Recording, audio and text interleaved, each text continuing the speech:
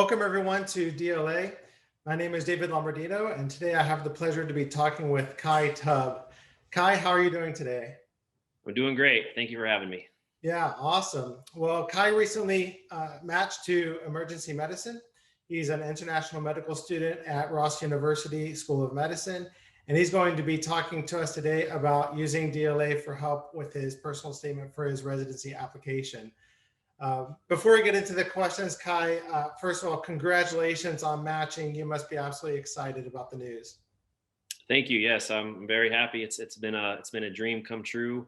A long, hard road that I've had to walk, but it's finally came to the results that I wanted. So I'm very happy.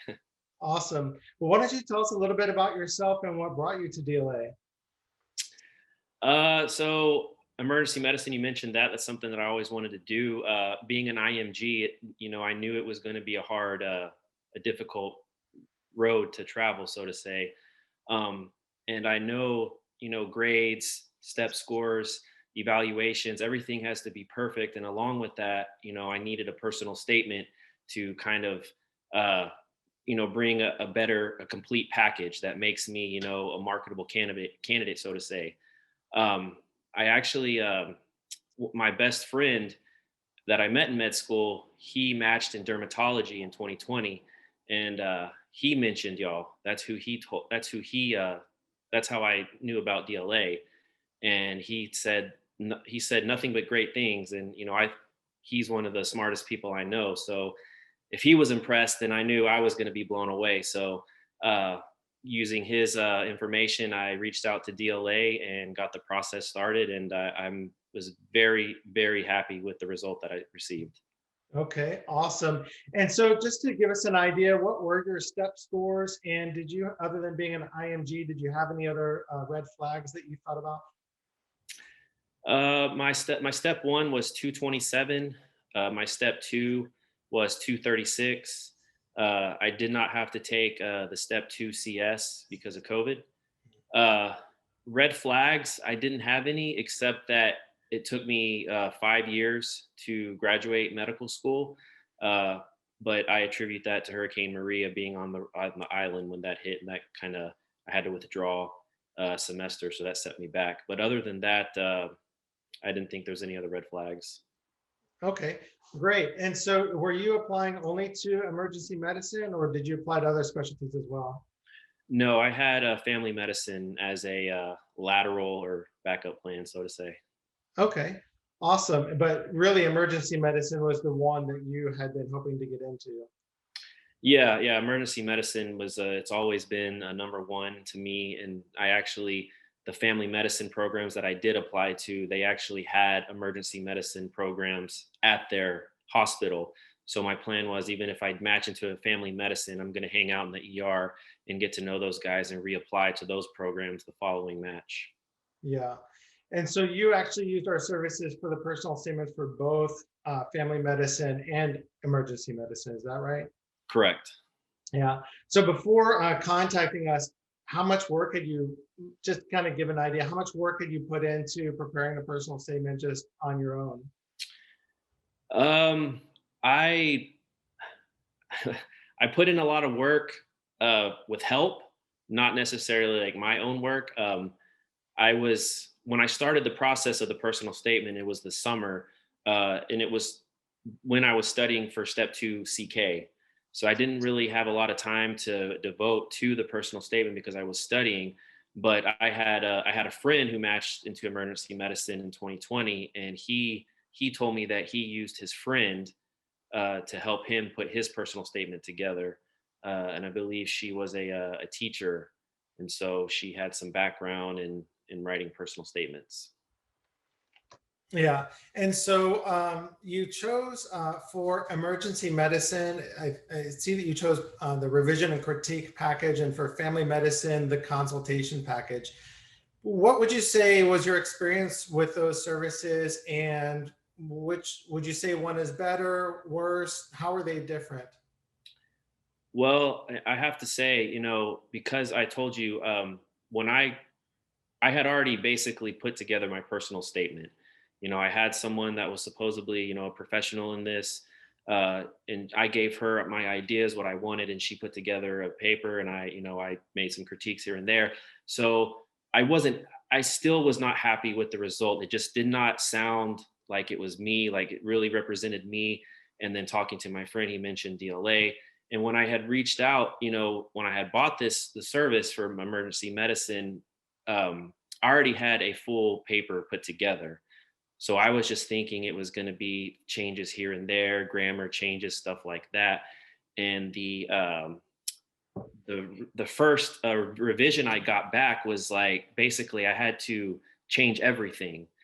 And I guess looking back, I didn't like that because I had already put together this paper, and and the person that I was working with, DLA, she had or he, I don't even know the sex, but she had, or they had told me to basically redo the whole thing, and I wasn't happy about that. And I emailed DLA back, and you could tell that I was very unhappy, and it's not what I wanted. And that's when you got in. That's when you stepped in and kind of took over, and kind of some customer service skills there, and basically calmed me down to where I don't even know what package that I had the for the result that I got. I don't know the package that I bought, but after speaking with you, it was the best thing that happened to me as far as my personal statement goes. Um, for the family medicine paper, I had my idea was just to kind of critique my emergency medicine paper, and basically where it says emergency medicine, put family medicine, and that was a horrible idea, from what I was told. And so I really didn't have any thought put into a family medicine paper, so I really had to start from scratch. And the consultation kind of really helped me build up, lay the foundation for a good paper, which is what exactly what I needed. Yeah, a lot of our clients do come, they come to using our services in a sense very similar to you, having worked on it quite a bit, and not surprisingly, coming to a point where they feel like, hey, my personal statement is really good. And sometimes they do hear that kind of initial, like, what we would really like to see is something, pretty different. Yeah. So once you kind of got over that hurdle, I guess, of saying, okay, I'm gonna buy into this, bite the bullet, I'm gonna accept the fact that all this effort that I've put into, I'm gonna not necessarily throw it out the window, but put it aside, if you will. Once you got over that, how did it go from there? Yeah, once over the hurdle, everything was smooth sailing, because we you had really talked about, you really pointed out like a certain concept that you wanted to elaborate on for each revision, and it was like a step by step process that I like to follow. It's very easy for me to follow. So we focus on this paragraph, this concept, and how it transitions to the next and to the next, and in doing so, what you were really doing was making a good flow of the entire paper by just working on one section at a time. And that's what I was starting to see as the final result, and the revisions were coming in, and I was very impressed. Okay, awesome. And so, how would you say this work on your personal statement did it help you in any way for the interviews at all?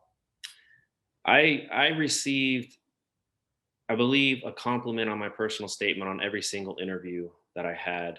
I actually had 10 interviews for emergency medicine, uh, and several for family medicine that I declined after I received a lot of emergency medicine. But even on the family medicine, they were, I said I got compliments on the personal statement, how it was well written. The story was, I mean, it was like they had to ask me if this is true. Like, are you making stuff up? But yeah, I received the compliments, and I believe that helped me stand out as a strong candidate. Yeah, and so you'd mentioned earlier that you had applied for family medicine as sort of a backup, I guess. Um, and the programs you were looking at did have some emergency medicine connections, but you just mentioned now that when you saw yourself getting, like 10 interviews for emergency medicine, you ended up declining the family medicine ones. Um, it sounds to me like even getting 10 interviews for emergency medicine was exceeding your expectations already. Is that right? Oh yeah, yeah. As an IMG, um, and I talk to peers, on my rotations, and people from school, and like, hey, how many interviews did you get? And one guy I worked with in Brooklyn, he applied to every single program in the country, which was like over 100, almost 200, and he only getting 3 interviews. And one of those was because he rotated at the program. And to me, that's like, wow.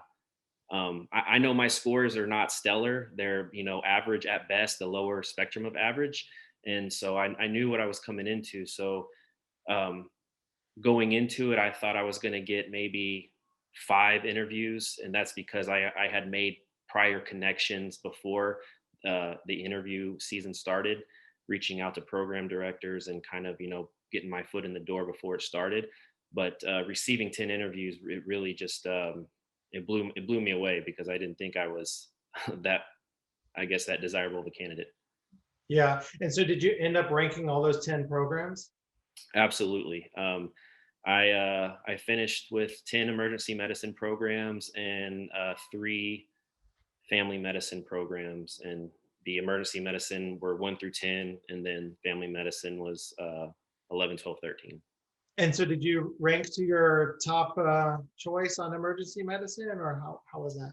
Yeah, yeah. I matched at my number one choice in emergency medicine is HCA Healthcare in Houston and Kingwood, and that was my number one choice. The interview was great, great group of guys. The program director he's a young guy. He's aggressive. He wants to change things, and that's kind of drew me to him. That's kind of my personality. So it was a clear choice. That was my number one, and I was happy to get it. Yeah, that's awesome. So if you were to kind of give advice to somebody who might be in your position, what would you say to them? Uh, as far as going emergency medicine, it is a difficult path. You really got to stay a step ahead. Um, you really have to be proactive. You kind of have to plan your basically your year in advance, even though that's hard to do.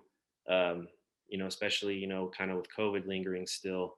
Um, but you do what you can. You do the best that you can, and that's really all you can ask of yourself. And as far as that, you want to make yourself a great package altogether. And that includes a personal statement that's going to make you sound even better than you actually are, which is probably what happened, with your help. um, but with that, yeah, you definitely you can't fall short on the personal statement, because what I learned in the interviews, that personal statement basically is everything that they have about you. Whether your personal statement is kind of like the border between whether you get invited for that interview or not. Because they have your application from ERAS, which shows your scores and your hobbies and stuff like that, your grades, and then but the personal statement, I think, is really, that's the majority of where the interview conversation was derived from, my personal statement. And if you have a strong personal statement that really represents you, and that you can really talk about that, it's going to make you stand out, and I think I'm proof of that. That's awesome. Well, thank you very much for sharing everything that you did today. And again, congratulations on matching. Thank you so much. Yeah, I don't like I said, I really believe your personal statement helped really propelled me through the competition this season, because from interviews being all virtual, no longer in person, there were more interviews given than prior years, and so it made the competition just that much more tough. And like I said, without meeting someone in person, just looking at them through paper, you want to make sure that paper is strong, and definitely a strong personal statement is where to go. Awesome. Well, it was absolutely a pleasure to help you with that, and absolutely wonderful news for us to hear that you did get in. So again, congratulations to you. Thank you so much. All right. Thank you. You have a good day. You too. Bye-bye. Bye bye.